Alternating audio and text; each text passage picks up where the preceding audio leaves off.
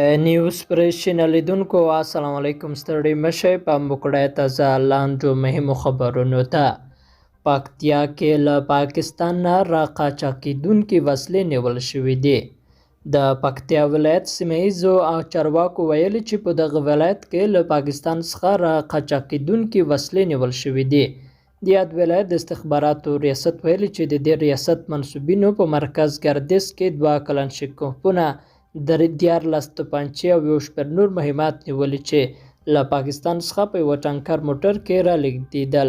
له دې سره جوخت نن د افغانستان اسلامي امارت ویلي چې هغه لسګونه بې اسنادو پاکستاني لارۍ او بروړونکي موټر یې د ضمانت تر اخیستو وروسته بیرته هغه هېواد ته ورګرځولي دي چې د څو ورځني کمپاین په ترڅ کې نیولي وو. سویډن کومیټه کندوز کې یو لوی کانال بیا رغوي. د طالبانو د حکومت د اوبو او انرژۍ وزارت وایي د سویډن کومیټه په کندوز کې د 11 میلیونه افغانیو په ارزښت یو کانال بیا رغوي. یاد وزارت د یوې خبرپاڼې په خپرولو سره ویلي دی دا کانال چې 22 کیلومتره اوږدوالی لري د 10 کلیو د اړتیا وړ اوبه برابروي.